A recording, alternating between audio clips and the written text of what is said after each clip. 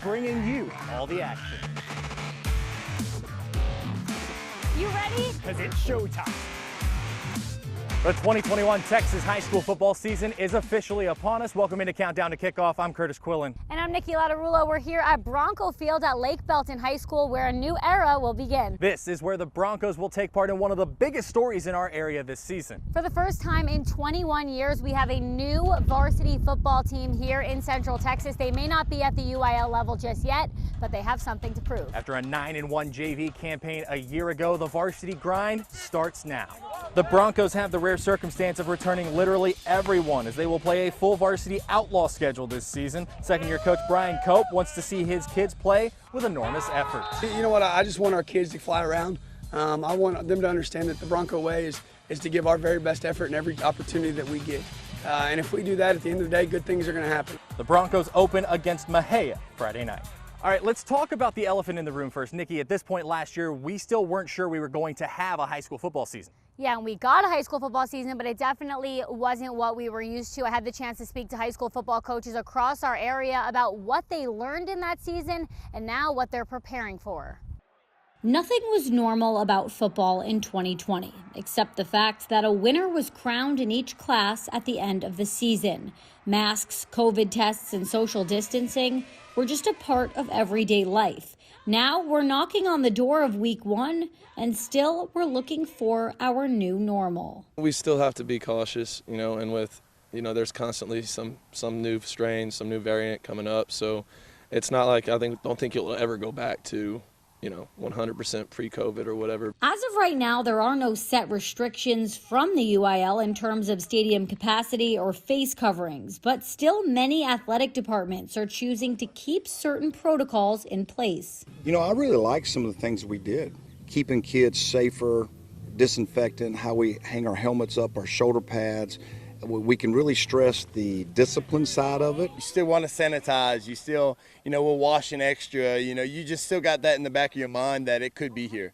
COVID's not gone by a long shot. And while, of course, safety of student athletes is the top priority, getting football back to just being fun is something coaches are making sure of. We want to get back to what we consider normalcy, using football for what football is, whether that be mentorship, whether that be leadership, whether that be teamwork. And you said when you walked into the locker room, the field house is, COVID. And I just think now it's football, and we're still, obviously, everyone's still doing what they can and concerned about COVID. And I just think we say football first now. Nobody knows what this season will hold, but one thing is for certain. Last year opened many people's eyes. Don't take for granted the things that you have in life, treat every day like it's your last and go out and compete and enjoy the things that you get to do, because we all learned last year that it can be changed in a heartbeat. There were also teams in our area that had their seasons end due to COVID-19, like the Mexia Blackcats, but they told us that just pushes them even harder this season. All right, thanks, Nikki. Let's get things started with 6A. Last year, the Temple Wildcats were young, still rolled through District 12 6A, winning a district title and advancing in the playoffs for the first time since moving back up to the state's largest classification. And now this year, they're just focusing on themselves. 12 starters are back this year for Temple, 7 of them on defense. Now they're simply making sure they become the best team they can be before ever talking about trophies. Fresh off back-to-back playoff appearances, the Harker Heights Knights are expecting to take a step forward this year and contend for a District 12 6A title. Although Heights' defense is expected to be young this season with only 2 returning starters, there are 7 back on offense. The Shoemaker Grey Wolves are looking to make it 3 straight playoff berths this season after another first-round exit last year. Head coach Toby Foreman had a lot of experience on that squad, and this year has to rely on his returners to lead both on and off the field. The Grey Wolves have 10 returners spread across the offense and defensive lines and are hoping to prove if you can control the line of scrimmage, you can control the outcome of the game. The Belton Tigers are focused on getting back to the playoffs after a 2-year drought. 13 starters are back from a team that just missed out on a playoff spot last year, including Riley Madden, who moves from quarterback to safety and is expected to not only anchor the Tiger defense, but help Belton where Brett Sniffen says it needs it most. The Killeen Kangaroos haven't been to the playoffs since 2016. 2018, but that hasn't deterred their high expectations of competing for championships this year. Killeen will deal with some youth. Only 7 starters return from last season, but Neil Searcy, entering his 7th season leading the Roos, sees a lot of promise in his roster this year. The Ellison Eagles will have a new head coach for the 2nd time since 2018. Danny Servants is in to replace Todd Wright in South Killeen. After a stint at Odessa High, Servants aims to get Ellison back to the playoffs for the first time since 2017. He's done it before in his time at Lubbock Estacado, and he's excited to get going with Ellison. Very excited to be here, excited for the opportunity to come in and have an impact. Ellison is at Liberty Hill Friday night. The Copperas Cove Bulldogs struggled through 2020 fighting COVID and injuries, but returned 12 starters who gained a ton of experience last year. Their word for the year is grit. As a second-year head coach, Jason Hammett works to make sure his team is resilient this season as they push for a playoff spot in District 12-6A. And in District 11, the Midway Panthers are opening a new era this fall. After 5 years under Jeff Hume, the Shane Anderson era in Hewitt has begun. Midway returns 5 starters on each side of the ball as the former Panther defensive coordinator sits in the big chair in one of the toughest districts in the state at any class. I think we got a chance to be a really good defensive unit.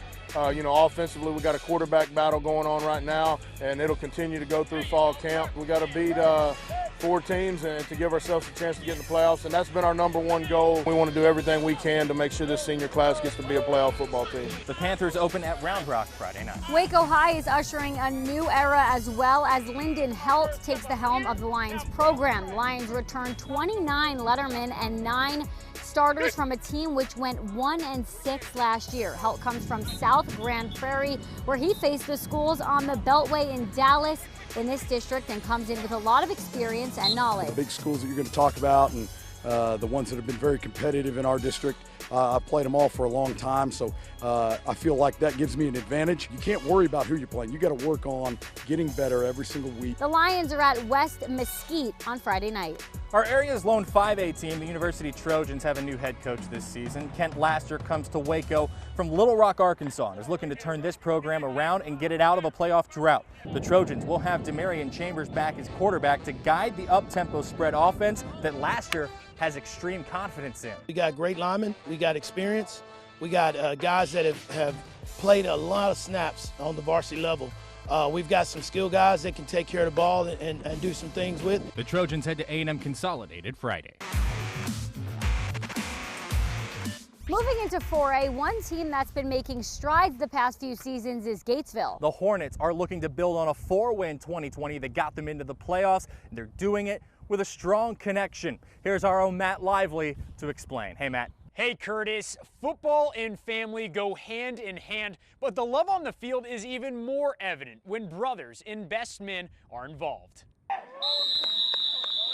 The scene under the lights on the Gatesville High School football field can be described like a video game battle between kids. A lot of good NCAA fights at the house. It's been awesome, and now we get to come out here and do it in real life. It's good, it's fun. But the ones holding the controllers and yelling at their gaming consoles aren't players. They're the coaches. Defense coordinator, yes. So this is going to be my 2nd year, so my 2nd year back. This is my 3rd year back. Luke Howard has been the head coach of the Hornets since 2019. A 2007 grad of the school, he watched his dad coach the offense for 18 years, including the 2000 state title team. It's home. I mean, and again, just anytime you can come home, it just means more. It's a special place. With full control of the reins, he made 2 hires 2 years ago that mix friendship, family, and football. You couldn't tackle with what hand? My back hand. Aaron Hunter, the team's defensive coordinator, is Howard's childhood best friend and served as best man in his wedding. Me and Coach Howard have been friends since really 6th grade when I moved to Gatesville. And that friendship's grown. We went to high school together, went to college together, been at each other's weddings. So we've known each other for a long time, and that friendship's grown over the years. So. Press in, take it. His younger brother Jacob, the offensive coordinator, always tagged along. No question. So let me tell you, there were seniors when I was a freshman. When you get to come back and coach the program that you grew up in, gives you goosebumps. Like coming out of that tunnel, it's still like you're playing on Friday nights, and it's awesome. All 3 grew up in Gatesville, played at Gatesville, and will now lead the next generation by coaching at Gatesville. We had a rough first season here in my first year. We got our first win last year, so getting to share that with those guys on the sideline was obviously special. And and just the things we're trying to do here now and really get Gatesville football back to where we feel like it needs to be. It's really neat, and to come home and do it, and you know, take a program here and try to take it to the next step and do it together. It's a lot of fun. Working together is paramount in their goal, but those childhood rivalries, they will never go away. I think probably any coaching staff is very competitive with each other, but it's amped up a little bit more. You know, when you got brothers facing off every day, and it keeps us all sharp. It makes us all better. And so it's a lot of fun, but we really do. We pull the best out of each other every day, so it's good. Those guys were a ton of fun to watch at practice. It's very easy to tell that the competitiveness and the energy are there because of those coaches. The Hornets will open play Friday night against Llano. All right, Matt, thanks. Let's keep rolling through Class 4A and talk about a team with sky-high expectations every single year. Yeah, the Vega Pirates had their shortest season in 5 years in 2020 and entered this season driven. The Pirates are hungry after a disappointing 2020 run, which saw them miss the state title game for the first time since 2017. Don Hyde knows his squad doesn't need to rebuild. They're just working on the simple things to get where they want to go. I mean, we're just going to fill the guys in that we need to fill in and go about the business the way we always go about our business. You know, at the end of the day, it's about blocking, tackling, and taking care of the football, and that's what we preach. That's what we believe in, and the kids we got out here are going to be fine doing that. The Pirates opened the season week 1 against Katy, Jordan, and Belmead. The Lampasas Badgers won District 13 4A Division I last year and will look to do it again. 8 starters are back, but the big story will be replacing star quarterback Ace Whitehead, who is now playing baseball at the University of Texas. With Ethan Moreno back at wide receiver, the Badgers still feel good about their offense heading into the year. In Division II, the China Spring Cougars enter this year off a trip to the regional final where they fell to eventual champions Carthage. Brian Bell's squad returns a good chunk of its weapons from last season. Quarterback Major Bowden is back under center, and though Emmanuel Abdallah graduated, there's a new powerful running back that has stepped up that Bell is excited about. The Salado Eagles will look to replace some extremely talented players after a run to the 3rd round last year, but they have pieces returning in key places. Hayden Strickland is the leading returning rusher from 2020, and quarterback Hutton Hare is back for his senior year after becoming the starter week 3 as a freshman. The Eagles were picked 2nd this year behind China Spring, but to get on the bracket at all, they're ready to put in the work. The Robinson Rockets didn't win a district game last year under first-year head coach Robert Rubel, but with that first season under his belt, they're looking to turn things around this year. The Rockets graduated a large group and will now rely on a bunch of young guys to step up. They'll have a few guys playing both ways, while Dallas Rhino gives the Rockets a burst of speed. Rubel says the offseason has been crucial for his team, and he feels confident with what they can do in this loaded district. The Connally Cadets have a new coach this year. Terry Garrick is in the big chair, getting promoted to replace Shane Anderson. Connally has high expectations after finishing 2nd in the district a year ago, as the Cadets aim to win it this time out. The upperclassmen are taking hold as leaders too, hungry to make a run after a heartbreaking first-round upset loss last year. We have a few guys returning. We're not as heavy as we were last year, senior dominant and stuff like that, but we do have guys with playing experience, which really helps. Some of them are sophomores, going to be juniors. Some are juniors, they're going to be seniors. The Cadets are at Waxahachie Life Friday. After some drama, the Mejia Blackcats are on to their 4th coach in 3 years. Tristan Abram left after 1 year, and in April, Mejia brought in Brady Bond to take the reins after a stint as an assistant in Forney. Last Friday, 7 days before the season opener, Bond resigned as Mejia police announced they are investigating, quote, facts and circumstances surrounding an incident related to the resignation. Former Midway defensive coordinator Aaron Nowell, who is serving in the same role for the Blackcats, has been named the interim head coach for the rest of the season. Let's drop down to 3A. Talk about the Lorena Leopards. They've got their sights set on another successful season after a district title and a run to the 3rd round last year. This season, Ray Biles' squad is picked to finish first again with an experienced line and a slew of talented skill players. Biles says he knows the depth of this district, and so do his guys, which is why they're taking the season day by day. In Troy, there's a new sheriff in town for the first time since 2015 as Stephen Hermsmeyer replaces Ronnie Porter as head coach. The Trojans have 20 players returning from a squad which fell in a win-in Week 11 game last year. Troy is in the Hornets' nest that is District 11 3A Division I with Lorena, but that district and a coaching change doesn't change the expectations. I know that we have a lot of question marks, and it's going to be a tough road to hoe. and this district is a brutal one, and our non-district's even tougher. The Trojans open against Salado at UMHB on Friday. The Academy Bumblebees entered 2021 off a berth in the playoffs a year ago and are aiming to make it 2 in a row. The Bees are excited about some new starters who are replacing guys the second-year coach Chris Lancaster referred to as incredible seniors, but they're still young up front, with sophomores filling positions vacated by 3 graduating seniors on the offensive line. Rick Rose is back in Cameron after 5 years at Gregory Portland to lead the Yeomen once again, returning back to where he won 3 state titles. He knows that to avoid missing the playoffs 2 years in a row, they have to continue looking forward, especially in this district. There is going to be a good football team from this district that doesn't make the playoffs. We need to make sure that we're doing everything that we can to make sure the Yeomen aren't that team. The Yeomen open against Lago Vista Friday night. The Rockdale Tigers won the bell and played for a district title in this district. Youth will be an issue for Rockdale this year, as they only have a dozen seniors after graduating 22 in May.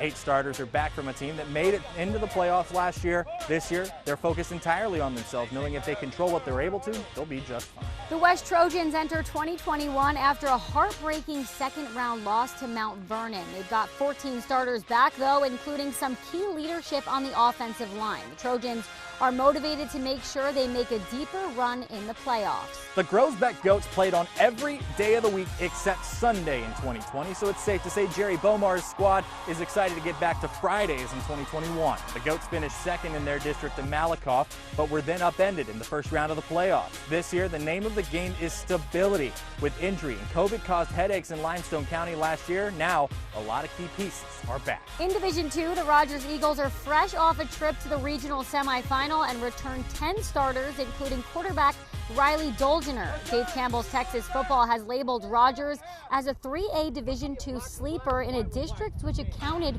for all 4 semifinalists in Region 4 a year ago, and also features the preseason #1 team this year. Elsewhere in the same district, the Clifton Cubs lost a win-in game in Week 11 last year, missing the playoffs for the first time under Chuck Hannaford.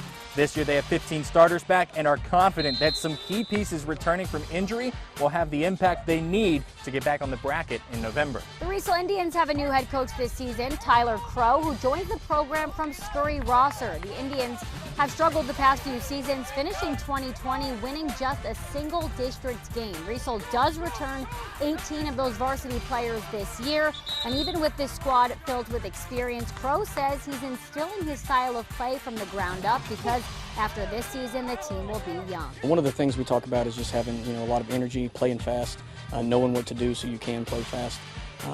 And then, getting things going, especially at the lower levels, because kind of winning breeds winning. The Indians travel to Marlin on Friday.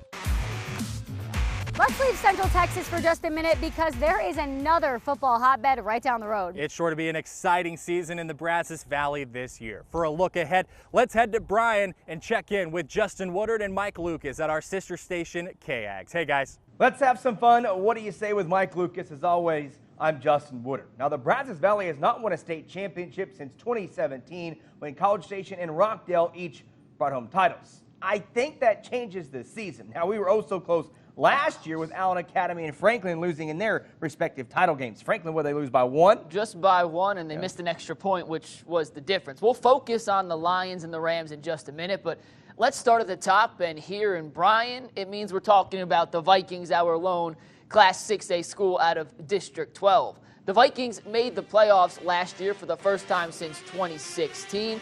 They're picked by Dave Campbell's Texas Football to finish 3rd this year, which would mean back-to-back playoff berths. Yeah, you know what? I think the hype should be pretty real here because you're looking at Malcolm Gooden, the quarterback. He'll be a junior now. He had over 1,000 passing yards last year. Mike, he's a dual threat guy. He can chunk it, but really their bread and butter, the read option. That's hard to stop when he's that fast. Yeah. And there it is. Watch the screen. This dude can fly. He runs a sub-4.6 40. Elite athlete, and once again, they bring their biggest playmakers on defense back. Purdue commit Nick Caraway, Dwayne Hallhill in the secondary, and Malcolm Gooden told us at Media Days he's got a much better connection with his receivers now, so I do expect that Vikings offense to step up a little bit and be more on par with the defense. There's Hunter Vivaldi, too. We didn't mention his name, so he's got weapons galore when he doesn't want to take off and run. Okay, for talking state title contenders, then College Station out of District 8 5A Division I is no doubt in the conversation. The Cougars ranked 3rd to start the year. Yeah, we just missed out on the Cougars winning state in 2017. We both got here in 2018, and this could be the year where we finally see all of it come together, because it's a special senior class, and these guys have been building up to this point on varsity since their sophomore season. Yeah, quarterback Jet Huff, he's the preseason offensive MVP, and for good reason. He had over 2,600 passing yards to go with 30 touchdowns last year.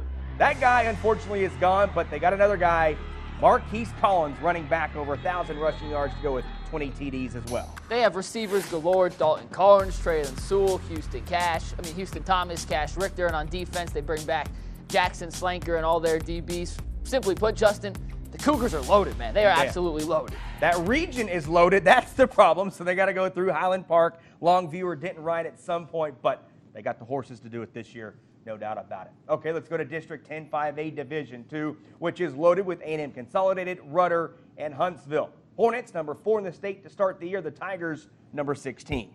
They've gone back and forth to determine the district champion each of the past 3 years. In 2018, it was Huntsville. 2019, it was Consol. 2020, it was Huntsville. So circle October 1st on the calendar. Yeah, you want to be there for that. Okay, when we're talking Consol, it's all about a new quarterback. Brody Daniel and Will Hargett will do battle. Daniel, I think, gets the nod, but the good news, hand it to that guy and let him go. Running back Keyshawn Thomas is a game changer. They also have some weapons at wide receiver. Wesley Graves has 5 or 6 D1 offers at this point. Tyndall McNamara and Jaden Thomas, the preseason district defensive MVP, also back for the Tigers. Huntsville, they're loaded again. I would trust Rodney Southern to coach a bunch of flip-flops into a playoff team. And then you look at Rudder, Justin, they bring back quarterback E.J. Izar. He loses his top weapon in Keith Ron Lee. But they got Marcus Hurd, MJ Hurd. He's got a couple D1 offers too, so those Rangers can be explosive once again. Yep, no doubt about it. Looking at Huntsville, boy, A.J. Wilson, Jalen McClain, and Justin Butcher. We always talk about the Huntsville defense. This year, look out for the Hornets offense to make the most noise. Should be a fun district once again. Okay, it's not a preview of Friday Night Lights without Franklin. I know we share it with the Waco guys, so we're going to blow them up here. Man, they lost heartbreaking fashion, 35-34 to Canadian last year. But they're ready for the 164 Redemption Tour. 164 is? 164 miles from their field house in Franklin to AT&T Stadium. Now They'll be there. They're ranked number 1. They are loaded with talent. There's a reason they're ranked that high, and if they can open up the passing game, then we'll see that triple option, wing tee, slot tee, whatever kind of offense you want to call it, really dominate even more than they had last year. And Justin, they lose this guy, Seth Spiller. Everyone else is back. Yes. Bryson Washington, Malcolm Murphy, Hayden Helton, Braden Smith. The list goes on and on. We will see if the Lions are for real and can live up to that number 1 ranking. I want to see him do this a little bit more, Mike, but boy, he can also run it very easily with number 15, too. Okay, aside from Franklin, real quick, give me a team you think makes a deep run here in the Brazos Valley. Allen Academy, and then Brenham also has the horses to push deep into the playoffs. I'm with you on the Brenham Cubs, no doubt about it. Let's have some fun. We cannot wait until next week. All right, guys, thanks. Looking forward to it. Meanwhile, back here in Central Texas, let's talk about 2A. The Crawford Pirates are back after a trip to the semifinals last year. They'll look to get back to the state championship game for the first time in 5 years this season. The Pirates' biggest strength this year will be the skill guys on offense and the back 7 on defense. A lot of young guys are going to be expected to step up, which the players say have already been doing a great job during two-a-days, living up to their always high standard. They learned what it took to get to that point last year. I think the hard work that was put in last year, I think is going to carry on to this year. I think they have a lot of big goals in mind. The Pirates host Goldthwaite on Friday. The Bosqueville Bulldogs enter the 2021 season off a run to the 2A Division I Region 2 final, and this year return 11 starters. The Bulldogs return John Ewens, who notched 83 tackles and 10 interceptions on the year to set the tone defensively and provide a spark on offense. The Valley Mills Eagles are another program with a new coach at the helm. Robert Featherston takes over after a stint as defensive coordinator at Mount Vernon. The Eagles finished 2020 under 500, and this year will depend on newcomers to take the lead. Guys that were on the team last year said they love the energy and intensity Featherston brings to Valley Mills. We know what we look for. We want to be flying around defensively. I think you want that at any school. We want our 11 hats on the ball. Offensively, we want to position ourselves to move fast. The Eagles head to Milano Friday night. The Bruceville-Eddy Eagles also have a new head coach this year. Jeff Nooner has been promoted to head coach from defensive coordinator coordinator and looks to get the Eagles to the playoffs for the third time in 5 years. To do that, though, they have to get through a brutal district, something Nooner likes his chances in. I like what we've got. We've got some 4-year starters on varsity, and we've really got a good nucleus, and I think we're going to be able to hold our own and push some people. The Eagles host Millsap on Friday. The Holland Hornets made it back to the second round in 2020 and returned 6 starters from that squad. This year, they'll turn to star linebacker and fullback J.C. Chaney, who's now a senior and has had a presence on both offense and defense since his sophomore year to try to win another district title. The Thorndale Bulldogs expect to be much more comfortable this year in their second season in the spread offense after switching from the slot T last year. Second-year coach John Kovar says they're expecting a big leap offensively, and having 6 starters back on that side will be a big help. The Mart Panthers made it to state last season but fell in a shocking upset. This year, that 1-point loss, all the motivation they need. The Panthers returned 17 starters this season, including 10 on defense, but that heartbreaking loss to Windthorst in Arlington last December still isn't sitting well with the players. Winning 3 out of 4 is something good, but you know, these kids, you know, they hurt, and every day in the off season, it was brought up. The Panthers are in Teague on Friday. The Bartlett Bulldogs won a game for the first time since 2017 last year. Now they've got the biggest roster in Brian Cosma's 3 years in town. Now the goal is to win a district game for the first time in 7 years and get to the playoffs for the first time in 8. After a trip to state last year, it's time for a new era at Bishop Riker. Billy Overshown has been promoted to replace Tyler Holcomb as head coach. The Cougars lose a lot of key pieces from their 2020 state runner-up squad, but Overshown says he's confident in where they'll be, but he's excited about the chance in front of him. It's surreal. I'm excited. I get excited daily messing with the guys, and they're excited, so it fuels me every day. The Cougars host Hubbard Friday night. The Holy Trinity Celtics enter 2021 off a historic season where they not only hosted a playoff game for the first time, they notched the program's first playoff win. The Celtics returned just 2 starters on each side of the ball, but there's a new energy in the program after the successes of last year. Before we go real quick, who's your dark horse this year? I'm going to say Marlin. I think Ruben Torres has what it takes to get the Bulldogs back in the playoffs. I'm going with Temple. The Wildcats are going to be good. That region will definitely overshadow them. Thank you so much for joining us on Countdown to Kickoff. We're excited for the season. We hope you are too. Join us for the season premiere of Friday Night Lights at 10 o'clock Friday night. We'll see you under the light.